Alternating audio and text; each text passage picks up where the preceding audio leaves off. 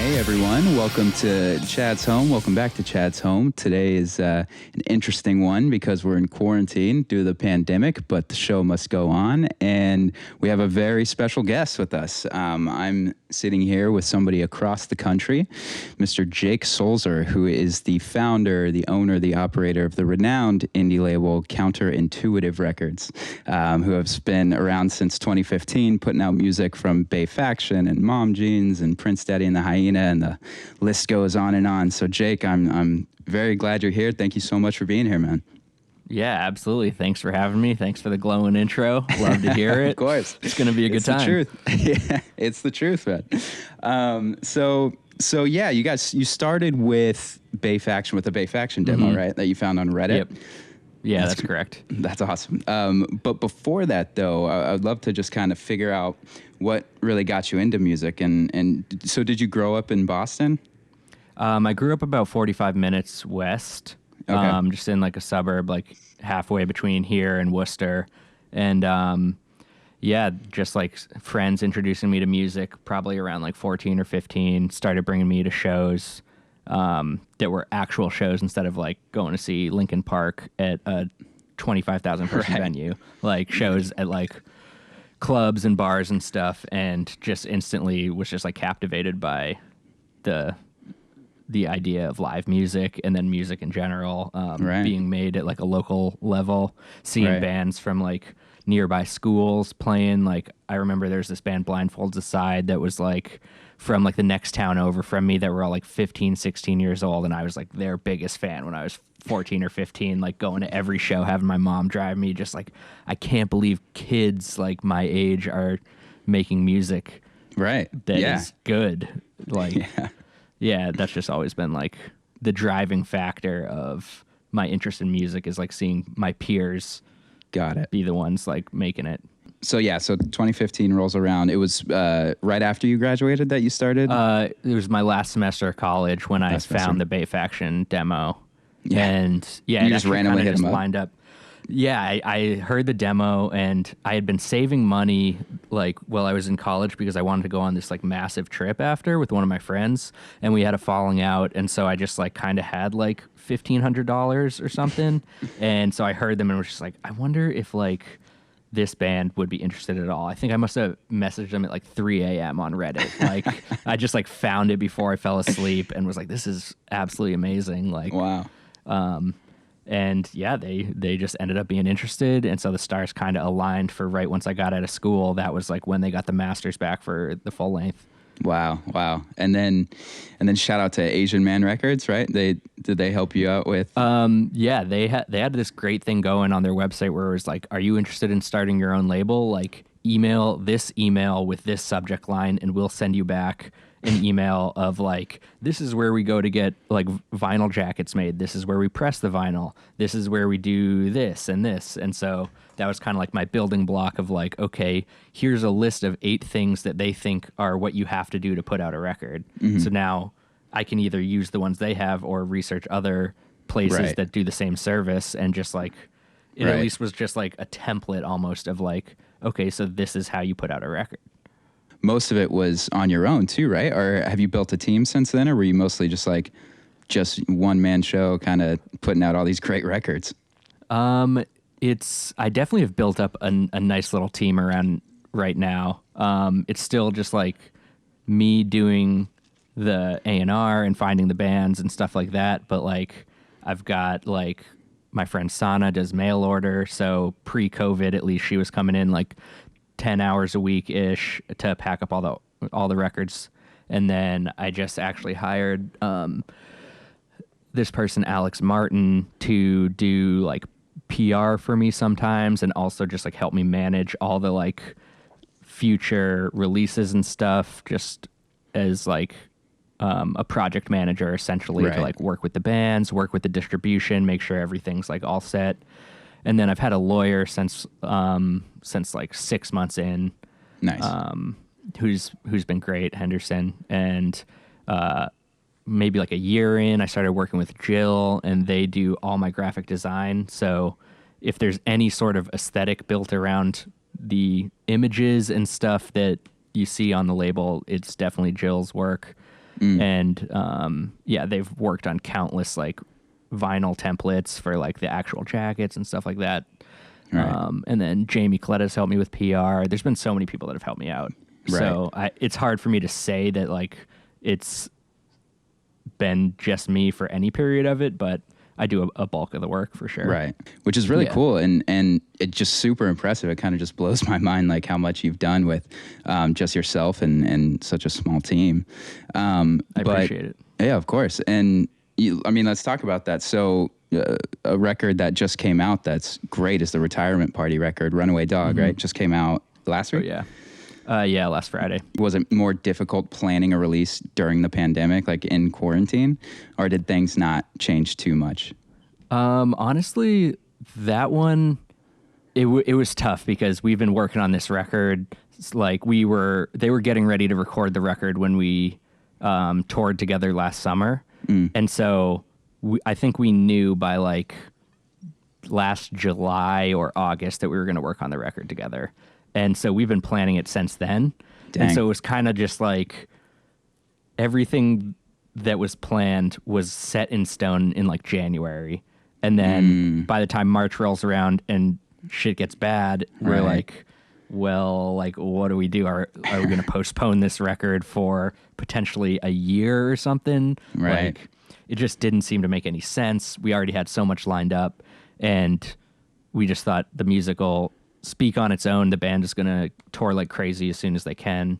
I know they're dying to get back out there. And so, yeah, that one we didn't really change much other than like having to cancel the tours that they had planned because they had like a year, like their whole year was going to be really epic. Damn. But yeah, I think we can just roll with the punches. I think people are still loving the album, and I think now it'll just build up the hype that much more for when people finally do get the chance to see them. Right, exactly. And I know a big, at least what it seems like from the outside, a big part of your business is in vinyl. I think a lot of that too is just at shows, or at least for a lot of like up and coming artists, touring, and people want to take home that token from the show. So are you seeing that part of the business be kind of hurt, like knowing that touring has gone away for now, or are people still buying vinyl? Are people still supporting the bands in the ways that they can? That was definitely something I was worried about because there are a lot of bands that I work with that over half of the record sales come from when they're on tour. Right. And so that was definitely scary. But I think that people that typically would be going to shows and not buying stuff online are turning to buy online just as a way to continue supporting artists because, the last like 2 full months, I've seen like the most orders I've ever had. Wow. And it's definitely a combination of like releasing a lot of stuff in that time span because we did have like a lot of stuff start coming out basically as soon as the pandemic or the lockdown started. And so I think it's a combination of like, we were putting out a lot of stuff, but people are also turning to alternative ways to support artists that they usually don't. And so the people that already are buying records are still buying them. And then the people that typically would buy a record at a show or something maybe have some additional disposable income because they're not going out on the weekends or like ordering food as much or just maybe their expenses are going down. And so they're just like online shopping. Yeah, that's a good point. Are your bands able to stay pretty active as far as those who were writing or? I think it's probably pushing things back for most. I know like there's just some bands that can't be in the same room, obviously, to like practice and stuff because they're trying to social distance. And so like, I feel like it is a period where a lot of people will have the ability to write songs and stuff like that. But for the most part, I think that like it could slow the roll on some aspects. Like, for instance, I've been talking to Prince Daddy a bunch and Corey's been writing songs like crazy, but like, cool.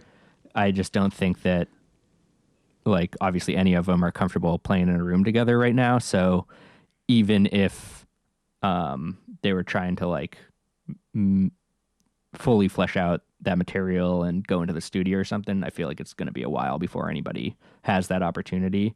So except for the bands that might just be, like, one person, they might have the opportunity to capitalize on the free time.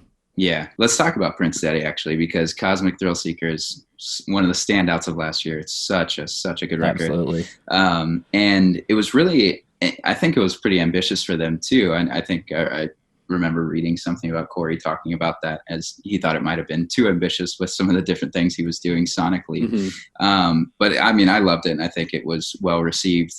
And it was, one of the things I really liked was how like the songs would kind of bleed into each other. It felt like you were really listening to like an album experience, and even the very last song like kind of bleeds into the first, which is really cool.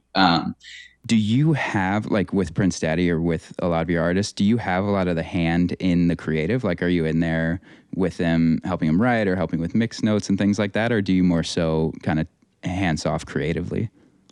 I'd say overall, I'm about as hands off creatively as you can. Prince Daddy, they definitely deserve 100% of the credit. That's the one band though where I am like, I have a very unique relationship with them, where I've been touring with them for years, in the studio for CTS, and like definitely giving them my opinion on stuff. But I think that only goes so far, because they all have their vision of what the album should be. But I think that they do factor in my opinion on things. Right. And I definitely did leave the studio after Cosmic Thrill Seekers with a few things that I know that I contributed. One being that idea to end the album with the guitar from the beginning, so that it would loop. So that's cool. I will be telling people about that for the next 20, 30 years. No doubt. It was a great idea. It was a great idea. Yeah, that was definitely, that's probably my crowning jewel of the label so far. But yeah, other than that, like a lot of times bands will have already been in the studio, got mixes back on their record, and send them to me before I've even made them an offer on whether or not we're going to work together. Because part of how I try to run the label is one release at a time, because I don't want any bands to ever be in a position where they're contractually obligated to work with me. Right. I want every release to be like, we want to work with you, and we want you to work with us, instead of like, all right, if you want to work with me, you're signing a 3-album deal, so that even if your band's 10 times bigger than you are right now after this first album, you still have to work with me. Like, I think that's like counterproductive to helping bands grow. And so 100%. So usually I don't even have the opportunity to offer my opinion on the music at all. Right. Prince Daddy being the rare exception where I can be in the studio with them and just be like, oh, like, I don't even know. I just trust their voice so much more than my own that I would never be like, oh, that guitar kind of sounds like shit right now. They would be like, they'd be like, get out of here, go get food or something. Like, Right.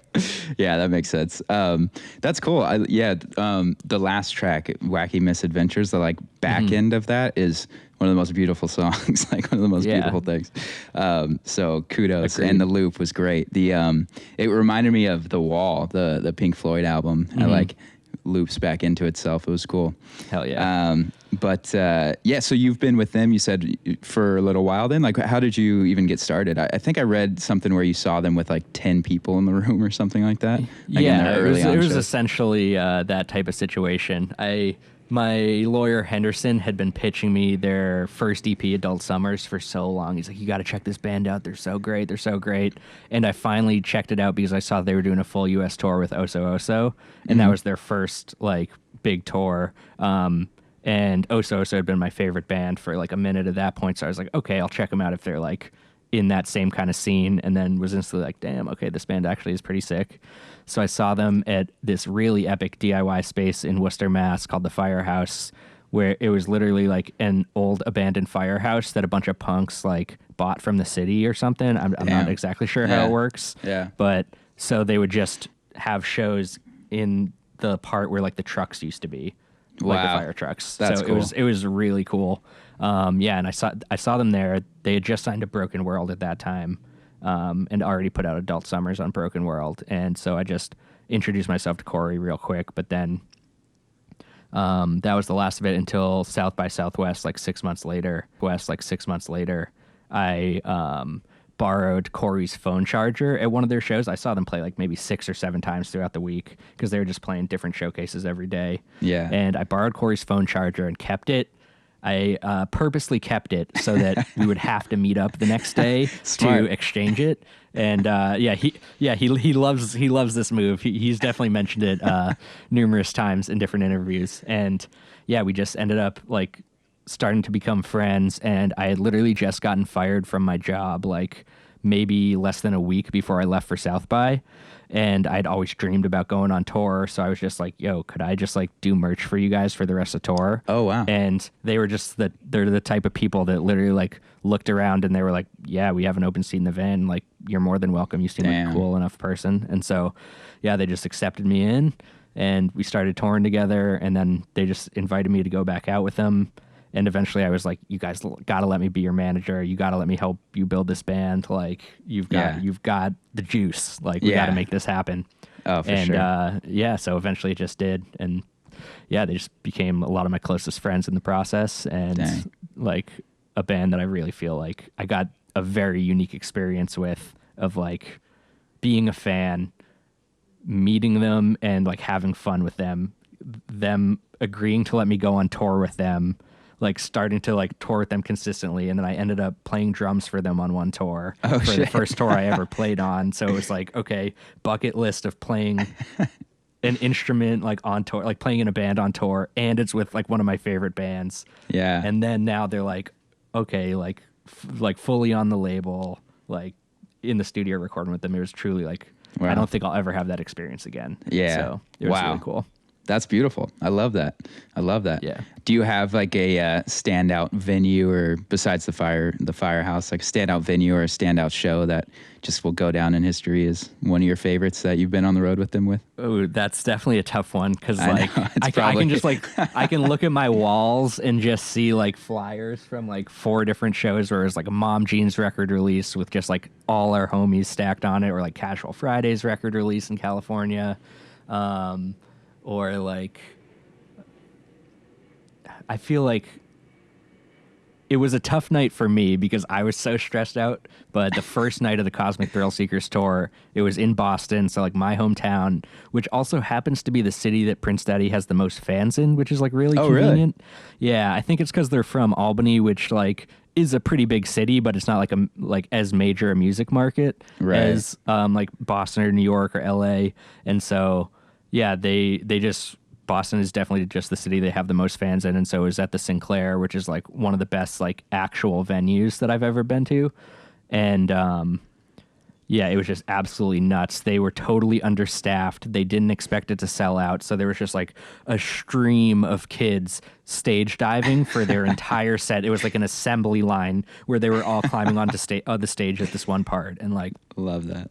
I guess like some people had gotten hurt stage diving and they had to call some ambulances. So the venue's like screaming at me in the back room, but we're all just like wasted. Just like, we're finally playing Cosmic Thrill Seekers songs after like two years of like, just like thinking about this moment, probably longer for Corey and them even writing it. And so that was definitely like, thinking about it now, that was a pretty iconic one. That's great. Yeah. And they do pretty well out here in LA too, right? Yeah. We like the Hi-Hat? We played at the Hi-Hat, and there was a bunch of people there. It was really great.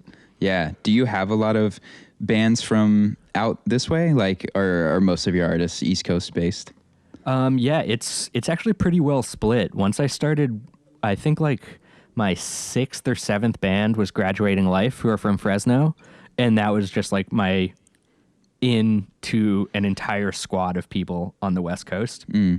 And so, yeah, it was like Graduating Life introduced me to Mom Jeans, and then through them I found Just Friends and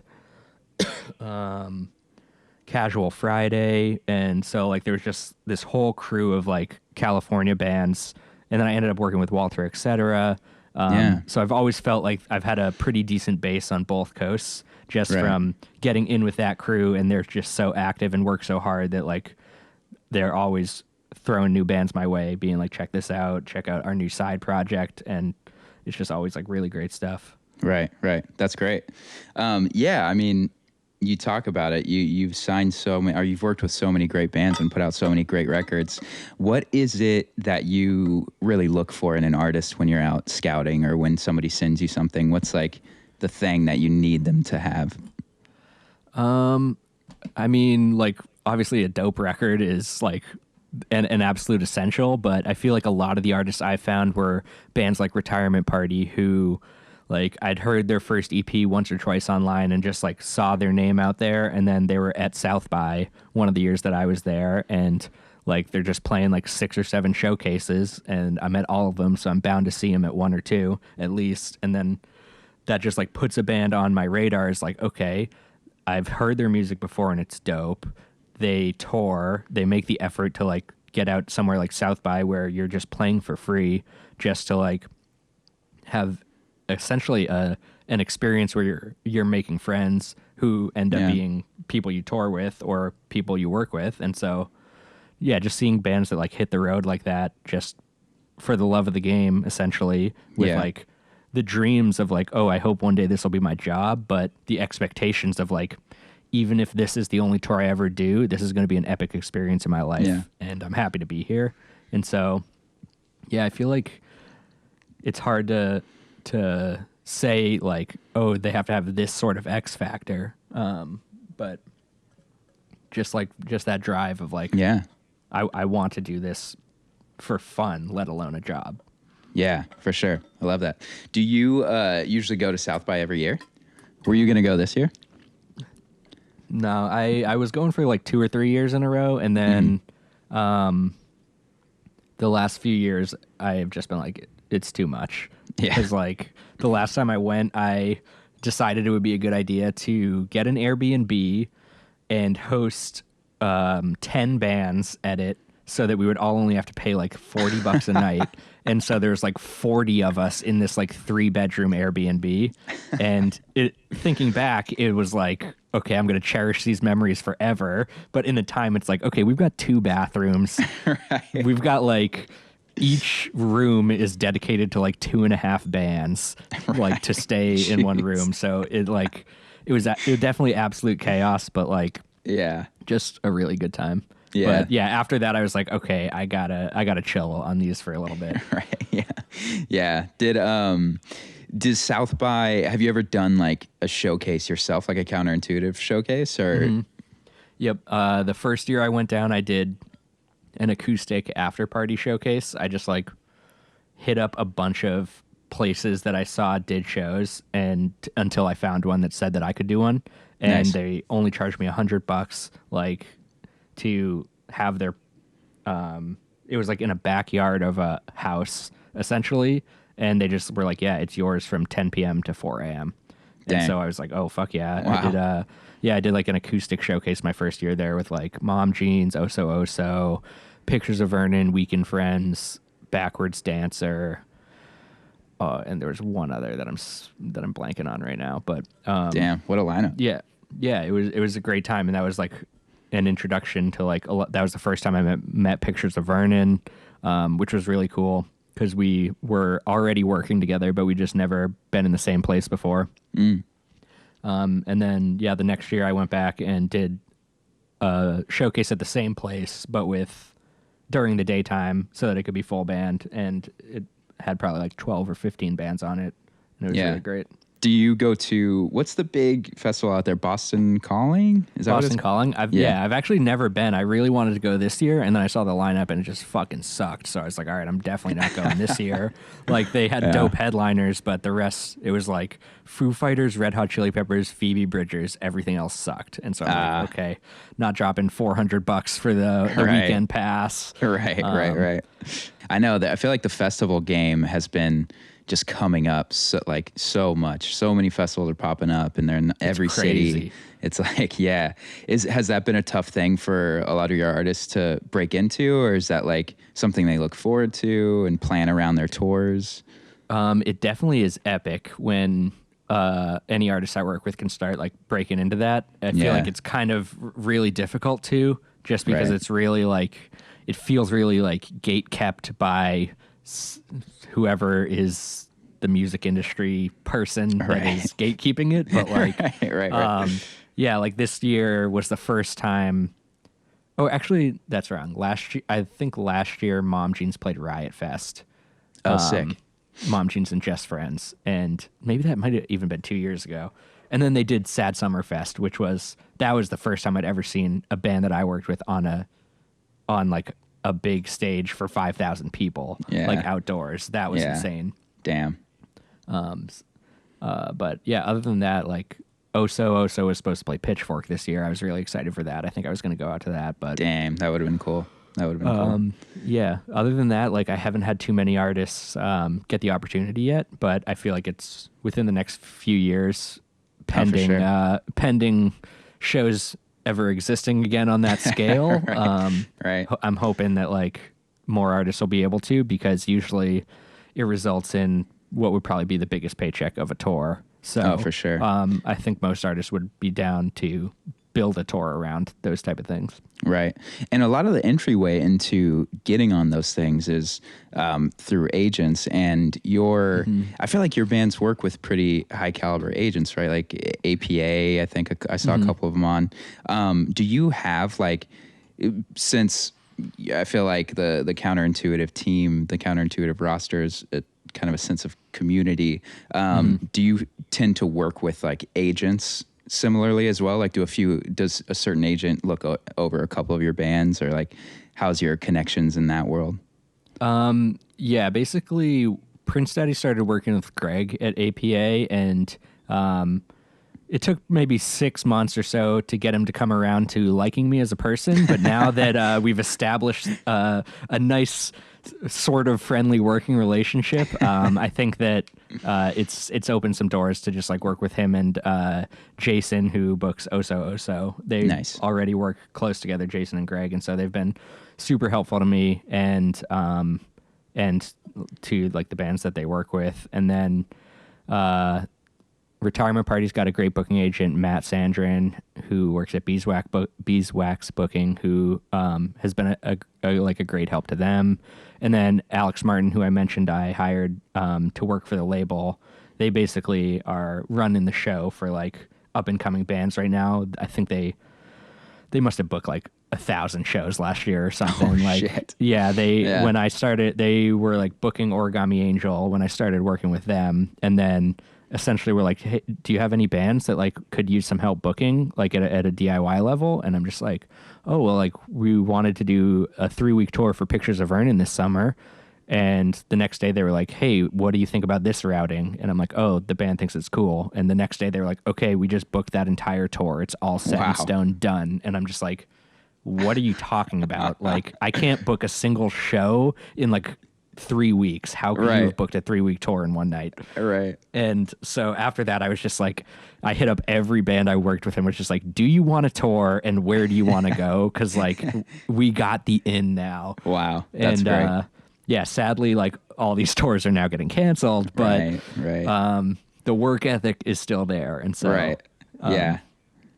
That's it's great. nice to have people like at every level of the spectrum to work with different bands, because it is really hard to start booking your own band shows. And just from trying to book tours myself, I learned very quickly, like, okay, I do not want to do this. This is a total nightmare. I can't imagine the thought of like, okay, this career that I want is reliant on me learning this incredibly difficult task.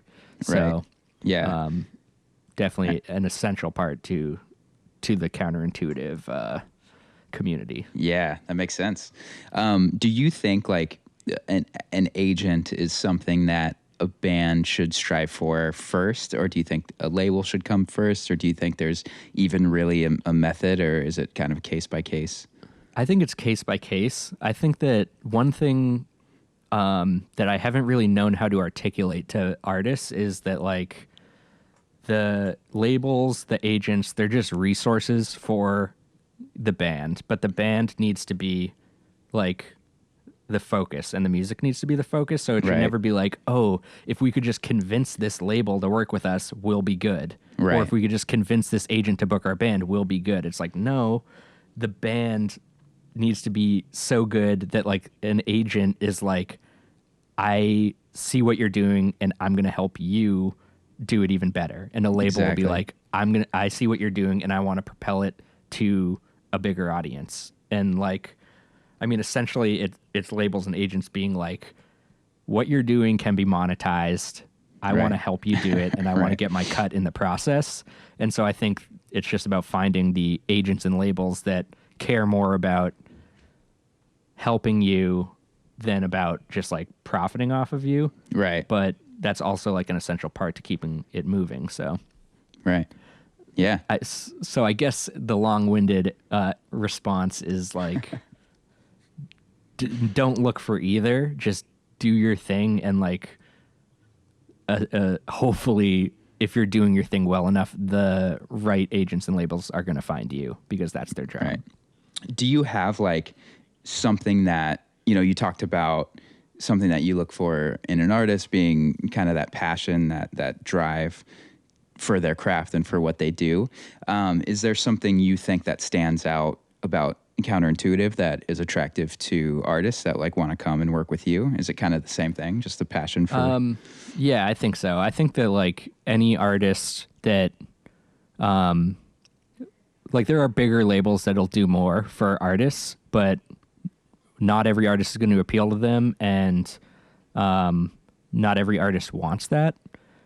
I think that like it's definitely the dream, but like I think a lot more artists are starting to realize like, wait, maybe it's not a good idea for me to sign away all the rights to my next 3 albums for my entire life while getting absolutely hosed on royalty rates just under the promise that this label is going to be what helps me make it. And so I think that more artists are starting to realize like, oh, maybe it would be a good idea to negotiate a deal where we get a fair percentage, like they can help us build the hype, but at the end of the day, it's going to be like the musical be the thing that gets us where we want to go or not. Right. And then eventually we're going to own our own music. Right. And so I feel like that's the type of thing that an artist would look at and be like, we want to continue working with you. Yeah. And I feel like it's kind of proving to be working just by, if you look at all the artists that I've worked with that have come back to put out records with me, like Mom Jeans didn't need to work with me on Best Buds, let alone their next record, but they saw that what I was able to offer them was the most appealing thing rather than going off to a bigger label. And like Prince Daddy probably could have found another label, like Retirement Party. They could have been the smallest band on Prince Daddy, or Retirement Party could have been the smallest band on a big label. But I think that they just saw the appeal in not being that, and in doing it organically in a way where like there is a community around it and a label that's helping you. But at the end of the day, you're trying to build your own fan base. You're trying to make your own career and be in the driver's seat of, okay, we can bring our records wherever we want to go. We can own our masters, like, for our entire lives. Like, I think that more and more artists are seeing that as like something that you can do while still having a career. Yeah. I mean, I totally see like that appeal in the indie, like with a lot of indie labels, because I think the worst thing that could happen is signing to a label and then getting dropped. I don't think is that bad of a thing, because like you're kind of free to do whatever. I think signing to a label and then getting like shelved or just getting like no attention and like the kiss of death. Yeah, it's like, oh, like dude, that's when I hear stories about that, it's like that hurts my heart, because it's like these people they're so excited to sign to a label, they think they've made it from there, you know, and they have all this music they're so excited to put out, and then they're like, oh no, you can't put this out, let's hold off, go back in the studio, like try this and try that. Yeah. And along with that, like there's a ton of bands who get that deal and they're like, this is it. And the label's like, this is it, we're going to do it. And then they put out the first record and it doesn't do as well as the label thinks. And then they think, well, guess what? We have 20 other bands. We tried it out on you. And even if we're not going to shelf you, we're going to put the bare minimum effort into this project from now on. So like, we tried, it didn't work, but we still got 2 albums with you. So this should be fun next 5 years. Right. Exactly. Which sucks. So I really like your approach to it, just signing kind of like the one album projects and just like really working together on that. That's super cool of you. And that's great that all these bands Hell are yeah. coming back. That's badass, man. Yeah, I think that it is a good system, and I'm hoping that we can create our own sort of just like pipeline of how to build a career for a band without needing any of those larger forces to help us, where we just work together with Counterintuitive until they're big enough to sustain themselves, like a band like Mom Jeans. And then even if they could sign to any label in the world, they would still want to work with me, even if it's on a distribution level, where like they could just start self-releasing their own music and then just have me as a resource to help fulfill sending out thousands of records and like stuff like that. And so I feel like that's like a goal, a long-term goal I have, is just trying to create like as consistent a formula as possible of like signing a band, helping build them one album at a time until they're at a point of being self-sustainable, and then just like letting them like put out their own records and just helping for so then they'll be big enough where just by helping I'll still be getting like enough to survive, and then by having grown to that size, ideally they'll be able to put out a record that they could survive off of by being the main one profiting off the royalties. Right. Yeah. So it's definitely easier said than done, but I'm hoping that if I can repeat the process a few times, then more bands will see it as an alternative to just trying to use labels as stepping stones to get to Atlantic Records or whatever. Right. Yeah. That's amazing. I love that. So is that kind of the goal that you're continuing to move towards? That's definitely like what I want to do with every band. And sadly, not just the case with CI, but just music in general, like a good amount of bands just aren't destined to have careers as musicians. Right. And it's got nothing to do with the music or the drive. It's just like sometimes it just doesn't happen. And so I'm just trying to figure out how to make it happen as many times as possible for as many people as possible. I love that. That's great. That's great, man. So hopefully. Yeah, exactly. In kind of wrapping up, what is some of the best advice that you've received from either your peers or from a mentor or, a band, if you have even like something? I'm trying to think. That's a good question. I'm not sure I've like thought of something like that. Right. I feel like somebody has probably just like told me to only work on stuff that I love.